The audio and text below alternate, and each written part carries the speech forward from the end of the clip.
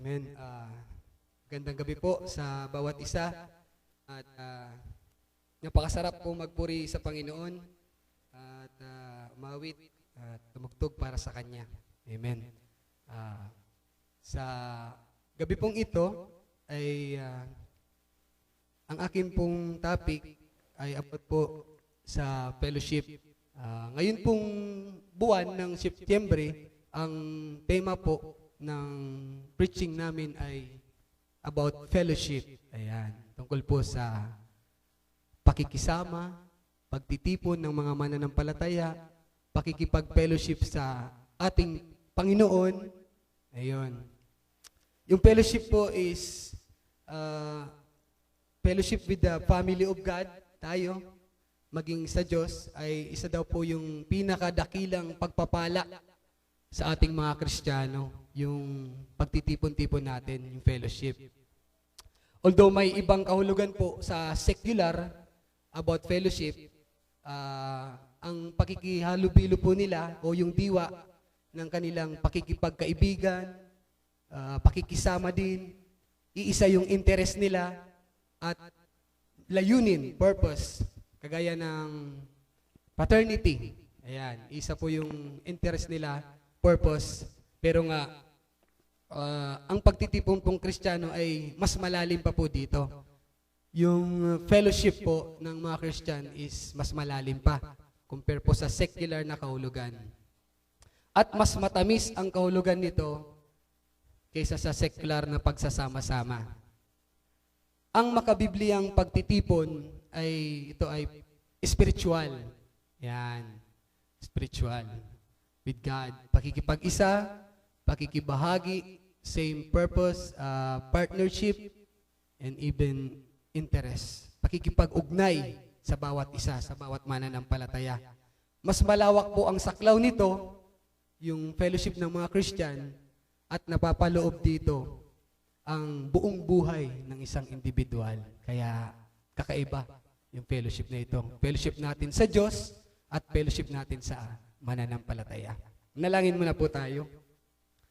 Aming Diyos na makapangyarihan sa lahat, papasalamat po kami sa gabing ito na kami po, Panginoon, ay nagkatipon, nagsama-sama, kaming mga magkakapatid ngayon upang pakinig ng iyong salita. Panginoong Diyos, tulungan niyo kami na maging kalugod-lugod po sa inyo, sa inyong banal na harapan, ang aming pong mga buhay, ang aming pong fellowship. Lord God, humingi din po kami ng kapatawaran sa aming pong mga nagagawang kasalanan. Ito man, Panginoon, ay nagawa namin sa pag-iisip, sa aming pananalita, at maging aming Diyos sa aming mga ginagawa. Patawarin niyo po kami. Salamat, Panginoong Diyos, at nawa po, ang mensahe mo po sa gabing ito ay maging pagpapala po sa bawat isa, lalong-lalo na po sa aming pakikisama bilang mga mananampalataya or fellowship with you at fellowship sa aming mga mananampalataya. Ito po aming dalangin na may papuwid pasasalamat at pagsamba sa tanging pangalan ni Jesus. Amen. Amen. So yun po, yung introduction ko po ng fellowship. At makikita po natin yung text natin sa gabing ito sa awit. Psalms 84, verse 1 to 4. 1 and 4. Ayan, verse 1 and 4. Although, ito lang po kasi yung binigay sa aking text. Ayan. Pero magkakaugnay din po yun. Sige, ano po yung title natin?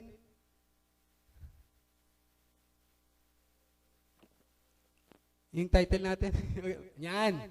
Fellowship is a refuge. O, tama po yun. Refuge fellowship. Isa po itong samahan ng mga mananampalataya. Refuge fellowship. Pero ang topic po natin ngayon is fellowship is a refuge.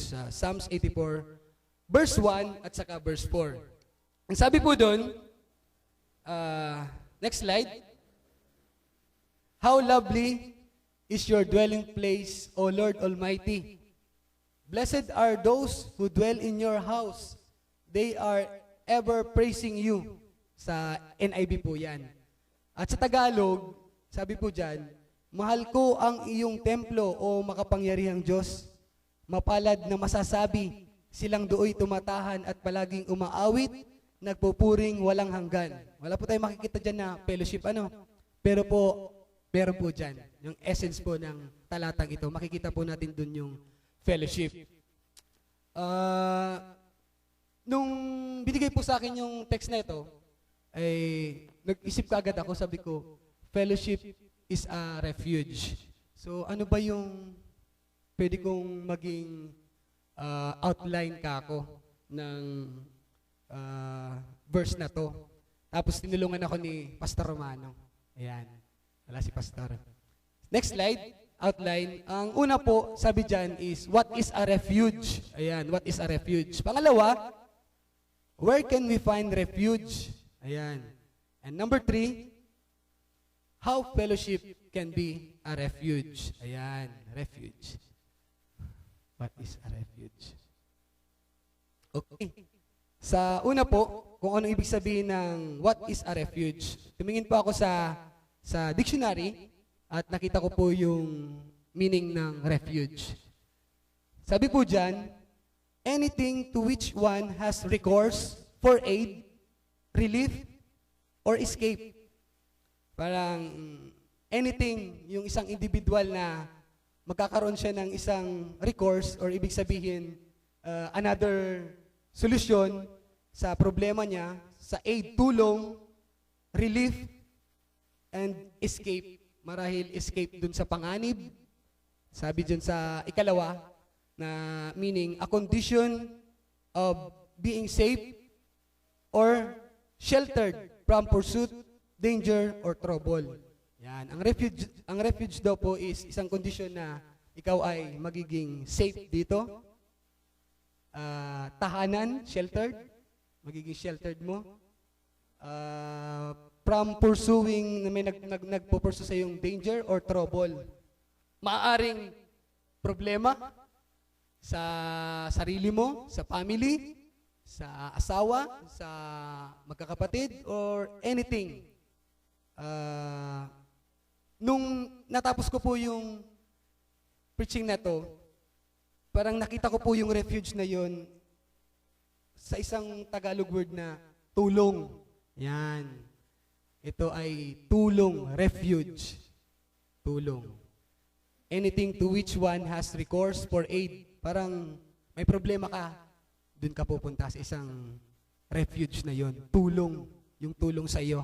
A sheltered, free from pursuit, danger, or trouble. Or ito yung magiging comfort zone mo. Komportable ka dito. Hindi ka maaano. That is a refuge. Sa biblical reference po ng refuge, ay tumingin po ako sa Bible, sa concordance. Nakita ko po dun yung ibang refuge. Pero same po yung sense ng meaning. Yung una po, sa Psalms chapter 46 verse 1, at saka sa Deuteronomy chapter 33 verse 27, sa Tagalog po, tiningnan ko, is nakita ko po doon na ang refuge doon ay kanlungan. Ayan, kanlungan. Nagtanong ako, Mama, ano bang pagkakaunawa niya ng kanlungan? Yung parang sheltered. Tinanong ko naman yung asawa ko, sabi niya, yun yung parang feeling mo pagod ka na, weary, tired, and ito yung parang magre-rest ka. Sasandal ka o kaya magpapahinga ka. Doon ka makakapagpahinga. Kanlungan. A refuge. Pangalawa, Psalms 91 verse 2 is tahanan. Yun. Tama. Sheltered. Isa itong tahanan. At sa number 3, sa Ruth chapter 2 verse 12 ay kalinga. Yan. Tulong, kanlungan, tahanan, kalinga. Which is makikita pala natin yan sa fellowship. Fellowship is a tulong, a kanlungan, a tahanan, kalinga, a safe zone, comfort zone para sa atin. As we have fellowship with God and sa ating mananampalataya. Yun. Yun ang ibig sabihin ng refuge.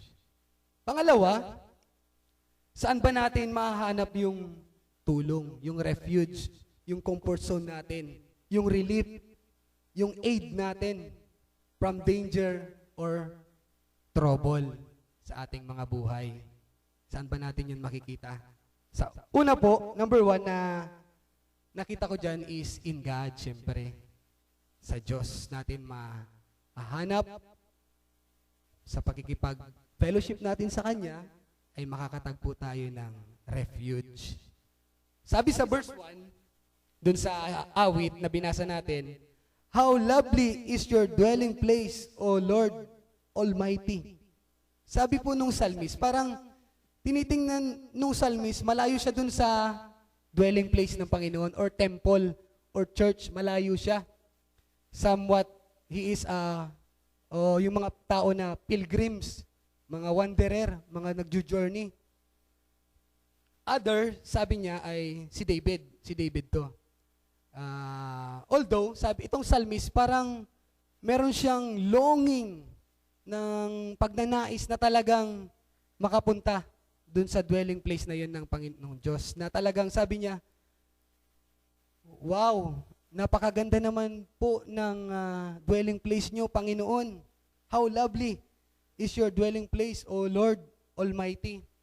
Kaya nasabi ng psalmist na to, sa verse 10, mapalad pa yung isang araw na manirahan ako sa templo mo, in your courts, than 1,000 elsewhere. Oh, may kanta ba yan? Better is one day in your court, 1,000 elsewhere. Parang mas mabuti pa na isang araw na makapasok ako sa templo mo kaysa kung saan 1,000 times na kung saan ako makapunta. Ayun. Ganun niya kamahal yung dwelling place ng Panginoon. But basically, it's not really the place that becomes lovely. Yan. It's not really the place that becomes lovely. Yung maganda, kaganda-ganda, or kaaya-aya. It became lovely because of the presence of God. Dahil sa presensya ng Diyos. Kaya yun nagiging maganda. And dahil sa Diyos, yun, God Himself. And also, it became lovely because of the people who gathered in that place. Ayan. Naintindihan niyo po? Yung napakagandang simbahan, halimbawa, napakagandang simbahan, kung wala naman diyang nagsasamba, wala man tao dyan, worthless lang po yung building na yun, yung structure na yun. Pero nakikita nung psalmist na to na, kaya ganun na lang yung pagnanais niya na makapasok dun sa dwelling place na yun, makipag-fellowship dun sa place na yun, is because nakikita niya kung gaano ka-lovely yung mga nag-gather doon, yung mananampalataya na sumasamba doon. Tayo yun dito. Diba? Napakaganda na tayo ay nagpe-fellowship ngayong gabing ito. And even also, the presence of God and God Himself ay nandito. That's why, through that, fellowship with God, in God, we will find a refuge. Okay? Continuation, sabi dyan sa talatang yan, God is our refuge and strength, a very present help in trouble. Ayan. Yung verse po dyan is awit. Sa awit 46 verse 1. Maganda kasi yung Tagalog. Maganda, parang may diin, parang may emotion. Ang Diyos ang nagbibigay sa atin ng lakas at kanlungan. Handa ang saklolo kung may kaguluhan. Yan. Makikita po natin yan sa Diyos. Siya ang nagbibigay sa atin ng lakas. Ano man mga pagsubok na dumarating. Sabi nga ni Pastor, nung nag-seminar kami about visitation, hindi naman natin kayang alisin yung problema ng isang tao. Diba? Hindi natin yung kayang alisin yung hinagpis niya. But, yung comfort, yung i-comfort natin siya, at least yung konting kagaanan na mararanasan niya sa buhay niya, dun sa pagsubok na naranasan niya. Parang ganun. Ganun yung ginagawa ng Diyos sa atin. Kaya napakahalaga na lagi tayo nakikipag-fellowship sa Kanya at sa Kanya matatagpuan yung refuge, yung tulong. Nasabi ko po kanina, yung tulong. Anumang mga pagsubok, problema, nandun yung saklolo. na handa yung saklolo niya. Sabi sa 1 Corinthians 10:13, pinicture out ko po yun na sabi po doon, walang anumang pagsubok na dumating sa inyo na hindi dinanas ng lahat ng tao. Ibig sabihin, normal na nakakaranas. Hindi lang ikaw ang nakakaranas yan, marahil meron ng iba. Pero tiningnan ko po doon yung, kapag doon sa time na down ka na parang susukunay ka, doon pala yung point na sasaluhin ka na ni God. Doon sa point na talagang bigsukunay ka. Anyway, iba-ibang cases siguro. Pero may mga situation na gano'n na talagang dun sa point na susuko ka na, is talagang mararanasan mo yung pagbuhat sa iyo ni God, yung pagtulong niya sa iyo dun sa pagsubok na yon. Meron naman na talagang may pagsubok at kaagad-agad yung tulong niya, yung saklolo ng Panginoong Diyos. Pangalawa na kung saan natin matatagpuan yung tulong o refuge sa pakikipag-fellowship ay siyempre sa ating Panginoong Hesus. Sabi diyan, only God is our refuge. Find peace and safety in Him. Ayan. Sabi ng Panginoong Hesus dun sa mga nabibigatan na nakapagal, bagamanggayad physically, emotionally, mentally, napapagal kita nga ni, siyempre, normal, tao pananggad kita, and even, sa di pa kita, imperfect world, nakakaranas pa kita sa kadakil ng mga pagsubok. Tinatawag kita kay Lord sa encouragement. Sabi ni Jesus, come to me, all you who are weary and burdened, and I will give you rest. Ang ganda. Napakagandang invitasyon sa atin ng Panginoong Hesus na come to me, yung mga napapagal at nabibigatan, at bibigyan ko kayo ng kapahingahan. Ang sarap ng pakiramdam na may dinaanan kang pagsubok na napakabigat, tapos biglang natanggal yun. Ang sarap sa pakiramdam, ang gaan-gaan sa pakiramdam. And sabi dyan, and you will find rest for your souls. Si Jesus yun. Saan ba natin makikita yung kaligtasan? Di ba sa Kanya lang? Rest sa ating kaluluwa, sa ating soul. Kaya nandito tayo ngayon, mga ligtas. It's because of Jesus who gave us a refuge para bigyan tayo ng kapahingahan, anuman yung mga kapaguran na naranasan natin, yung mga troubles na meron tayo, discomfort, hindi balisa, nagwo-worry, we will find it in fellowshipping in Jesus, yung pagpe-fellowship natin sa ating Panginoong Hesus. May kilala ako, binabible studyan namin, grabe yung problema niya. Talagang umiiyak siya. Lalaki, umiiyak siya. Because napakabigat ng problema niya at may sakit pa siya na dinadala. Doble-doble, triple-triple. Minsan sabi niya, minsan nga, parang gusto ko nang magpakamatay. Sabi niya, parang gusto ko na nga magpakamatay. Parang pagod na ngaya ako, paulit-ulit lang ngaya. Tapos napakabigat ngayon ang nararanasan ko. May sakit pa ngaya ako.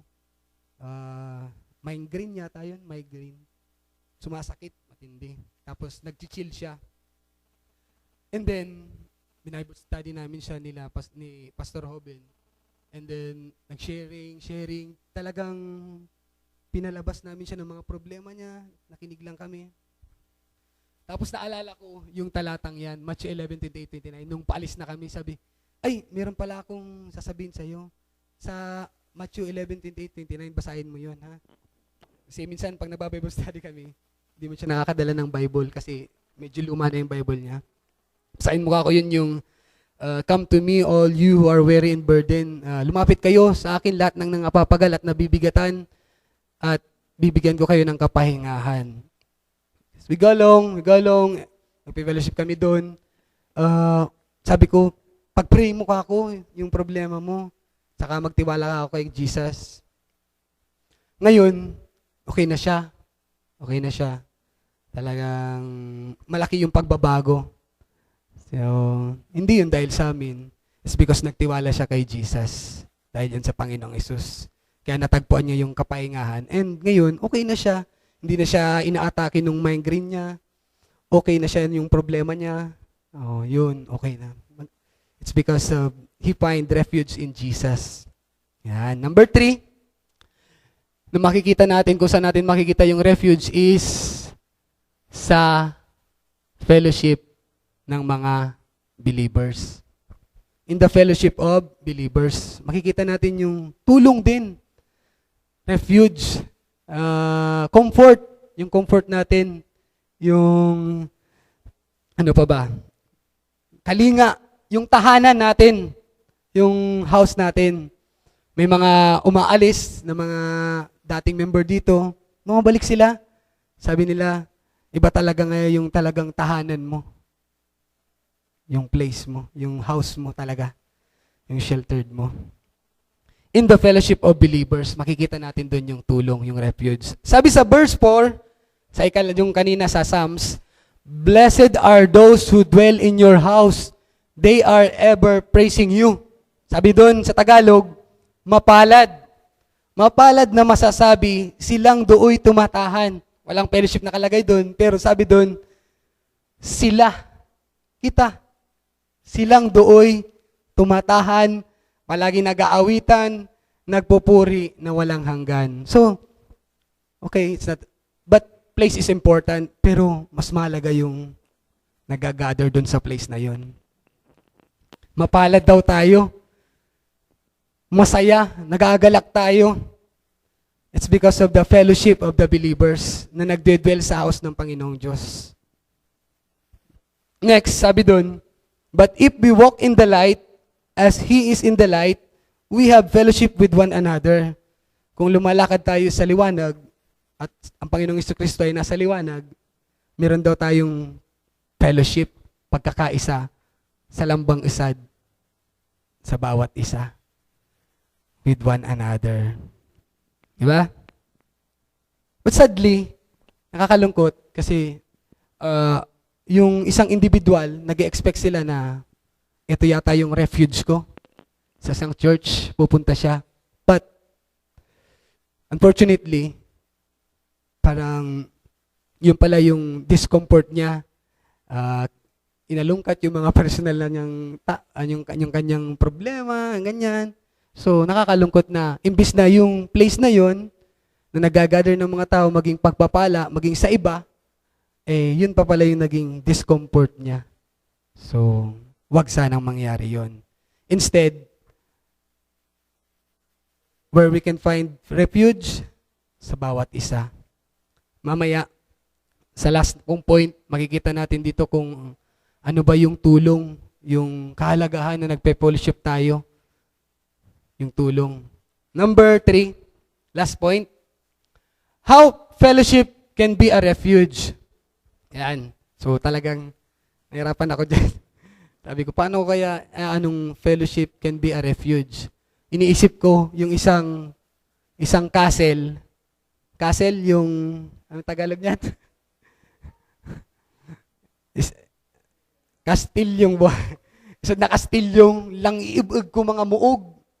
Tapos, dawa unong bagyong dumating, matatag, refuge. Yun ang iniisip ko. Paano ko ba i-connect yung fellowship ng isang matatag na anumang bagyong dumating ay hindi maano? Pero sabi ko nga kanina, sabi ko yung word na Tagalog is tulong. Paano po ba nagiging tulong sa atin ang pakikisama natin sa Diyos at sa mga mananampalataya? Parang ganon. Paano ba nagiging tulong sa atin yung pakikipag-fellowship natin sa ating Diyos, sa ating Panginoong Jesucristo, at sa bawat isa bilang mananampalataya? Yung iba po ditong, hindi naman talaga original sa akin. Ina-adapt ko lang po yan sa ibang mga writer, ha? Hindi ko po yan, ito po, kinuha ko lang po ito sa isang napakagaling na theologian. Ayan. How fellowship can be a refuge? Tulong. Number 1, natututo tayong lumakad sa liwanag bilang pagsunod sa kalooban ng Diyos. Yan. Paano ba nagiging tulong yung pakikisama natin sa bawat isa at sa Diyos? Pakikisama natin sa Diyos, individually, personally, and even group. Natututo tayong lumakad sa liwanag. Ako kita guide na yung nilalakaran natin is tama.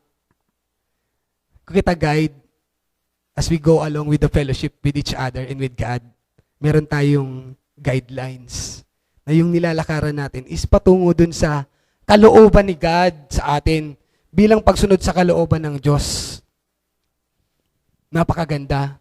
So talaga nakita ko po dito yung kahalagaan ng fellowship, yung pagtitipon-tipon, pakikisama, pagsasama-sama. Talagang natututo tayong lumakad sa liwanag bilang pagsunod sa kalooban ng Diyos. Nalalaman natin kung ano yung kalooban ng Diyos. It's because nandun tayo sa path na right. Number 2, natututo tayong sama-samang magdala ng paghihirap. Sadi, ako kita mga close daw pa uno, meron tayong mga ka-close friends dito, close brothers and sisters, na daw pa uno nag-open sira sa mga problema ka natin. Nag-open sila ng mga problema sa atin. Which is, kapag ako'y ka-problema, lang gubat, tapos na-share mo, kahit pa paano gumagaan, di ba? Nagagaan. Sabi nga ni to Songs of Solomon yata yun, or sa Proverbs, maganda daw yung dalawa kaysa sa isa. Matumba man yung isa or madapa, meron sa kanyang bubuhat, pero yung nag-iisa, wala sa kanyang tutulong. Parang kagaya ng isang tali, mas matibay yung dalawa kaysa sa isang lubid na tali. Kaysa dun sa 3 o 2 pinagbigkis-bigkis na lubid, mas matibay. Ganun ang fellowship. Natututo tayong sama-samang magdala ng paghihirap. Hindi man ibig sabihin siguro na nga minasan ng hirap, tinatawa mo kanya, pautangin raw ako, argan. Siguro, bagaman kahit argan. Natututo tayo sama-samang magdala ng paghihirap na nakikisimpatay ka, nakikisimpatsay ka. Natututo tayong maglingkod na magkakasama. Ayan. Paano ba naging tulong yun? Tulong yun sa atin. Dahil sa ating pakikisama sa bawat isa, sa mananampalataya, ay naglilingkod tayo ng magkakasama. Lang ugma, lang muya, na nag-iiba-iba ka mo, nagtutugtog ka mo, nagkakantaan ka mo, nagpi-prayer ka mo, sa prayer meeting, iiba-iba ka mo, evangelism, may iba-iba. Kung sari-sari na about sa ministry with God, natututo tayong maglingkod na magkakasama. Number 4, natututo tayong mag-aliwan sa isa't isa. O yung mga nag-grieve, nag-peace, kino-comfort natin yan. Sige lang, okay lang. Natututo tayong mag-aliwan sa isa't isa.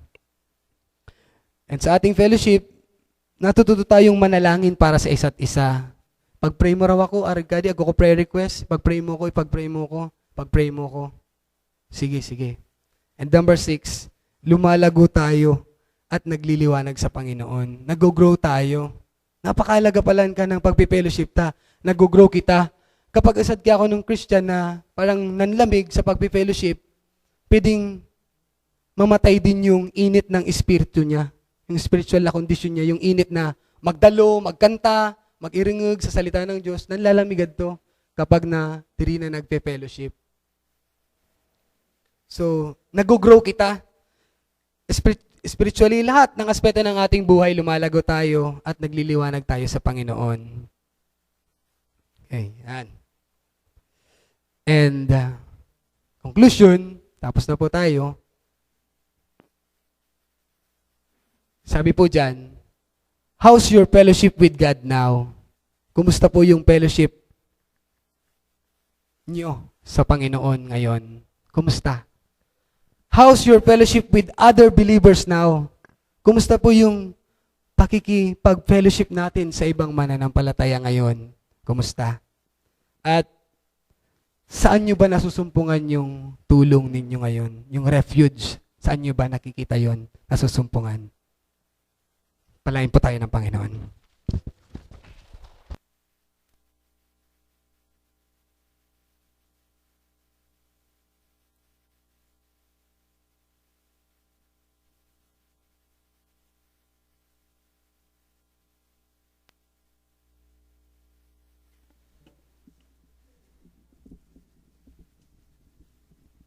Tumayo po tayong lahat. Awitin po natin yung bilang response.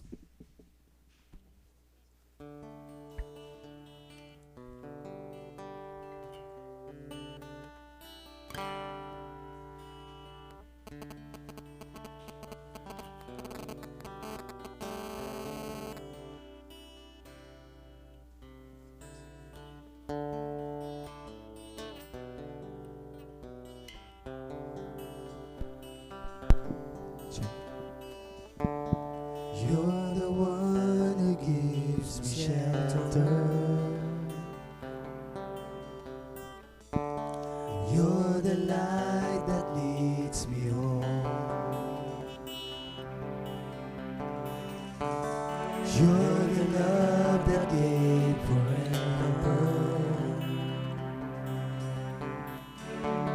Lord, you're all that I know, and all that I am, unto you I surrender.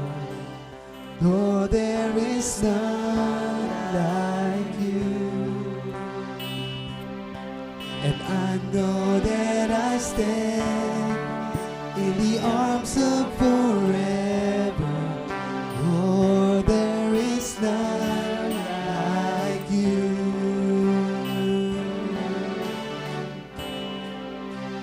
There is none like you.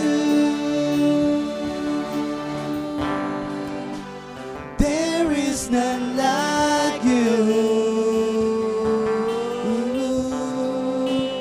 There is none like you.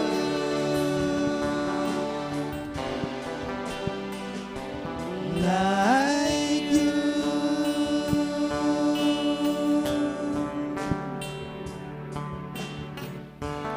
With the world upon your shoulders, Lord, you gave your life away. If the world I know was over, I know I have life in the price you paid, and I will stand, and I will worship you forever for all you are, and I will stand, and all to you I will surrender. I worship you forever, Lord, and I will stand, and I will worship you forever for all you are, and I will stand, and all to you I will surrender. I worship you forever.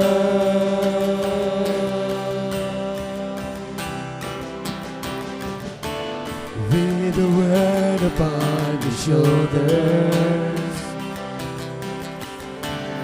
Lord, you gave your life away. If the world I know is over,